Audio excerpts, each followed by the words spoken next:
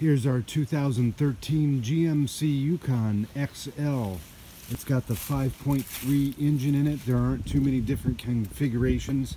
And we're going to do the really ultra simple task of changing these windshield wiper blades out. I'll tell you, they sure have come a long way since I remember the old blades and refills and all these different things.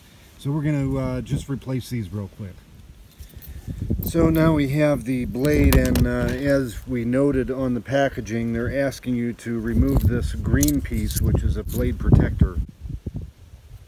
So the very first thing we're going to do is open up this blade, and I'm going to push it forward, and you're going to see two little clips on either side. All you have to do is squeeze those, and this sucker should come right off of there. So that is taking that one off. So now we're going to take this new blade that we have. This piece, just you squeeze the sides of this particular wiper replacement. You pull the top tab over. I'm going to slide it through, pull it up, close the tab, and that's it. We're done. Brand new wiper blade.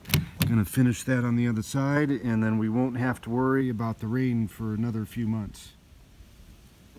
Alright, now is a different view of how to pull that off. This is the old blade on the opposite side of the car. If I tilt this up, you will see a little tab here, and this is what you squeeze in, and then it just pops right off of there. So if you have any trouble with that, you can zoom in.